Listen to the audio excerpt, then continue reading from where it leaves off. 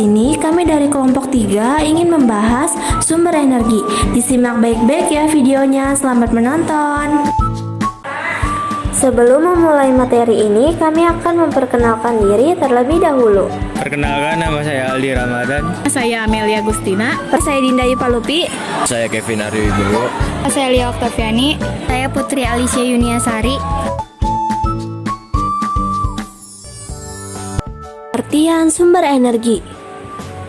Energi adalah kemampuan untuk melakukan usaha. Energi juga dapat didefinisikan sebagai suatu hal yang tidak dapat diciptakan dan dimusnahkan. Suatu energi dapat diperoleh dari sumber energi. Sumber energi merupakan segala sesuatu yang dapat menghasilkan energi. Berdasarkan pemakaiannya, sumber energi dibedakan menjadi dua jenis, yaitu yang pertama, energi primer. Energi primer adalah energi yang berasal dari sumber energi di alam tanpa mengalami perubahan energi. Contohnya, matahari, air, dan minyak bumi. Yang kedua, energi sekunder. Energi sekunder adalah energi yang berasal dari sumber energi primer. Dengan kata lain, energi sekunder merupakan energi primer yang sudah mengalami proses tertentu. Energi tidak terbarukan adalah energi yang dihasilkan oleh sumber energi yang ketersediaannya terbatas di alam. Contohnya sumber energi tidak terbarukan adalah batu bara, minyak bumi, dan gas alam. 1. Batu bara.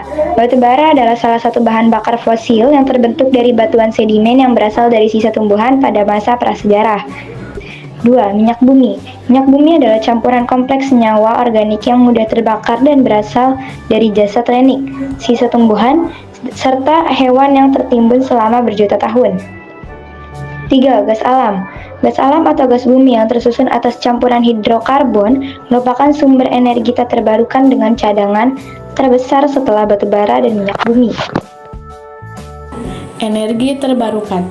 Energi terbarukan adalah energi yang dihasilkan dari sumber alam yang dapat diperbarui lagi dan tersedia melimpah di alam. Adapun jenis-jenis sumber energi terbarukan yang berpotensi di Indonesia antara lain sebagai berikut.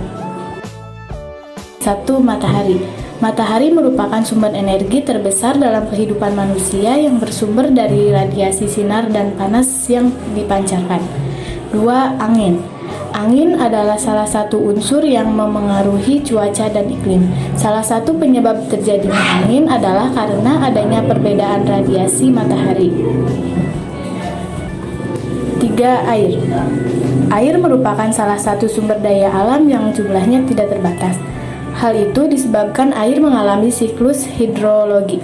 Siklus hidrologi adalah proses yang berlangsung secara terus-menerus, di mana air yang berada di bumi akan kembali lagi ke bumi. 4. Panas bumi. Geotermal atau panas bumi merupakan sumber energi yang terdiri atas air dan secara terus-menerus mengalami siklus hidrologi serta termal yang secara kontinu dihasilkan dari bagian dalam bumi. 5. Bioenergi. Bioenergi adalah sumber energi terbarukan yang berasal dari bahan baku organik. Bioenergi menghasilkan 3 jenis sumber energi, yaitu biomasa, biofuel, dan biogas. Masalah dalam pemanfaatan sumber energi. 1. Sumber daya energi masih menjadi sumber devisa negara. 2. Penurunan produksi dan gejolak harga migas. 3. Akses dan infrastruktur energi. 4. Ketergantungan terhadap impor BBM dan LPG. 5. Harga EBT belum kompetitif. Tantangan dalam pemanfaatan sumber energi. Masyarakat Energi Terbarukan Indonesia atau METI mengungkapkan 4 tantangan utama untuk mendorong energi terbarukan di Indonesia. Adapun 4 tantangan tersebut antara lain kebijakan, pendanaan, teknologi, dan sumber daya manusia. Contoh energi masa depan ada energi air, energi gelombang laut, energi matahari, energi biomasa, energi panas bumi, surya atau sinar matahari. Yang pertama energi air. Pemanfaatan energi air juga menggunakan kincir, namun pada kali ini yang digunakan adalah kincir air. Biasanya energi air dimanfaatkan oleh pembangkit listrik tenaga air atau PLTA. Yang kedua, energi gelombang laut. Energi gelombang laut adalah energi yang dihasilkan dari pergerakan gelombang laut menuju daratan dan sebaliknya.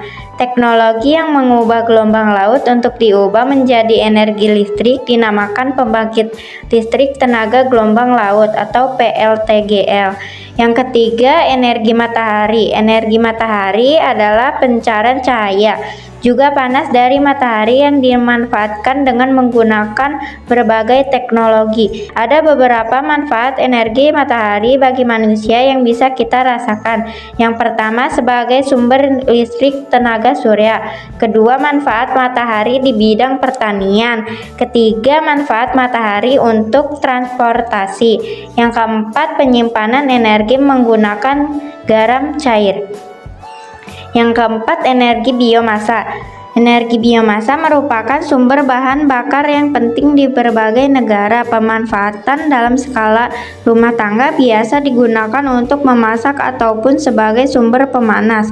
Jadi, manfaat yang paling signifikan dari penggunaan energi biomasa antara lain dapat membantu diversifikasi pasokan energi, menciptakan pertumbuhan dan lapangan kerja, serta menurunkan emisi gas rumah tangga. Apa saja contoh biomasa? Yang pertama, limbah dan pengolahan kayu. Dua, tanaman dan limbah pertanian. Tiga, bahan biogenetik dalam limbah padat pada perkotaan. Keempat, kotoran hewan atau bahkan manusia untuk memproduksi biogas atau gas alam terbarukan. Yang kelima, panas bumi. Sumber daya panas bumi adalah sumber energi panas yang terkandung di dalam air panas, uap air, dan bantuan bersama mineral ikutan dan gas lainnya. Panas bumi dan untuk pemanfaatannya diperlukan proses penambangan yang dapat dimanfaatkan untuk pembangkitan tenaga listrik atau pemanfaatan langsung lainnya. Salah satu pemanfaatan energi panas bumi adalah untuk menghasilkan energi